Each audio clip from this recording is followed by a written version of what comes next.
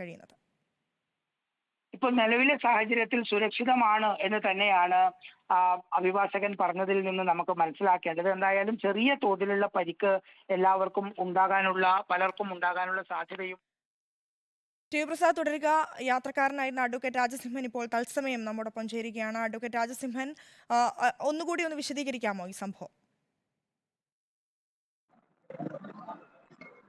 ഇപ്പൊ ഞങ്ങളെ ഇവാക്യുവേറ്റ് ചെയ്ത് എയർപോർട്ടിനുള്ളിൽ കൊണ്ടുവന്നിട്ടുണ്ട്.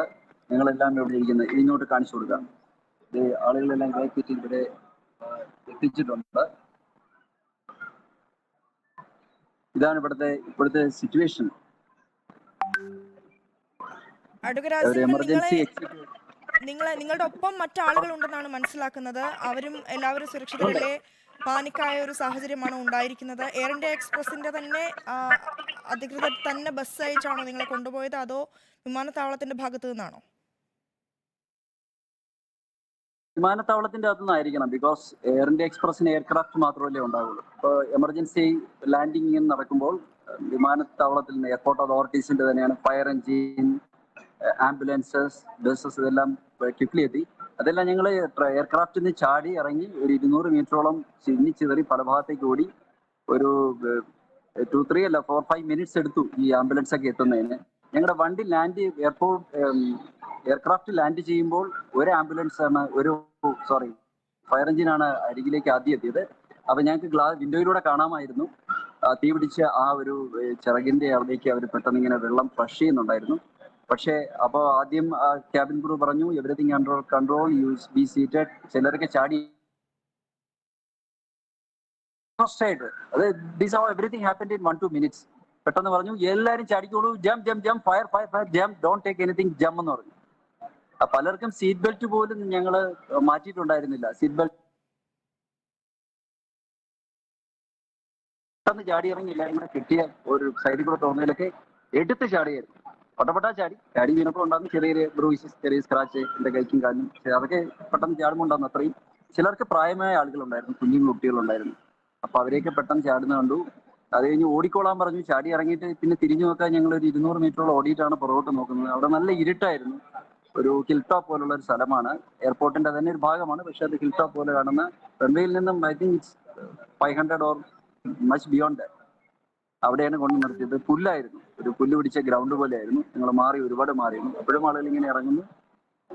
പിന്നെ പെട്ടെന്ന് ആംബുലൻസുകൾ ഒന്നിനു പറയും വന്നുകൊണ്ടിരുന്നു. ആദ്യം ആംബുലൻസിന് കുറെ പേര് ഇഞ്ചുർഡ് ആയവരെയൊക്കെ ആംബുലൻസിലേക്ക് പെട്ടെന്ന് കൊണ്ടുപോയി.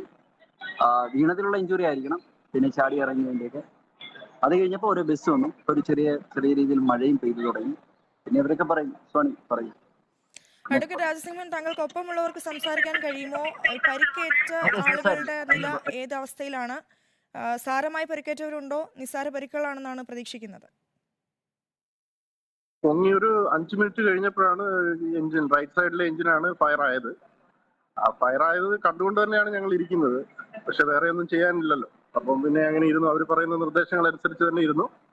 അതിനുശേഷം അവർ പറഞ്ഞ അനുസരിച്ച് മറ്റേ ആൾക്കാരെല്ലാം എഴുന്നേക്കാൻ ശ്രമിച്ചപ്പോൾ എല്ലാവരും ഇരുത്തി. പിന്നീട് ഇവാക്വേഷൻ പ്രോസസ്സിലോട്ട് വന്നു. അത് കഴിഞ്ഞ് ലാൻഡ് ചെയ്തു.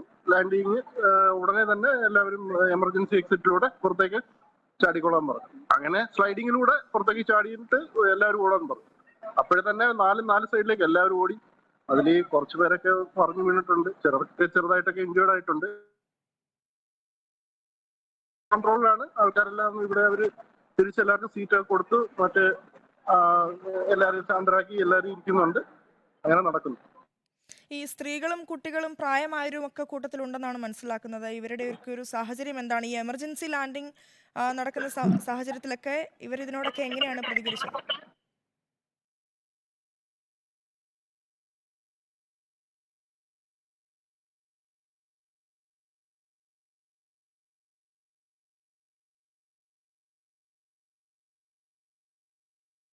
ഇനി അടുത്ത ആരുടെയും ലഗേജുകളൊന്നും തന്നെ എടുത്തിട്ടില്ല.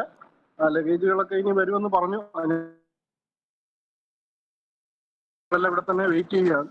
എല്ലാവർക്കും ഇവിടെ സീറ്റ് കൊടുത്തിട്ടുണ്ട്. വെള്ളവും മറ്റു കാര്യങ്ങളും കൊടുത്ത് എല്ലാവരും ശാന്തരായിട്ട് തന്നെ ഇരിക്കുന്നുണ്ട്.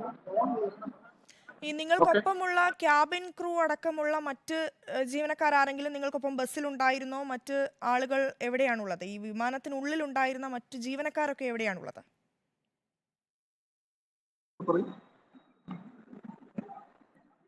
ഹലോ, ജീവനക്കാരൊക്കെ ഇവിടെ തന്നെ ഉണ്ട്. ജീവനക്കാരും മറ്റ് സെക്യൂരിറ്റി സ്റ്റാഫുകളും എല്ലാവരും ഇവിടെ ഉണ്ട്. അവരതിന് അടുത്ത ഇനി ആൾക്കാരെ മറ്റ്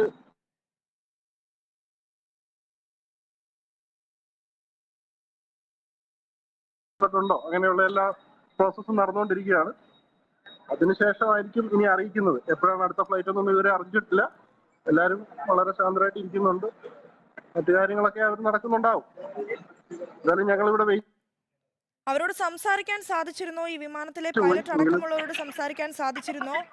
നിങ്ങൾ ഈ എയർ ഇന്ത്യ എക്സ്പ്രസ് അധികൃതരുമായി ഏതെങ്കിലും തരത്തിൽ ബന്ധപ്പെടാൻ ശ്രമിച്ചോ? ഇപ്പോൾ ഈ സംഭവം നടന്ന നമ്മളിത് റിപ്പോർട്ട് ചെയ്തിട്ട് തന്നെ ഏതാണ്ട് ഒരു 15 മിനിറ്റോളം ആകുന്നു.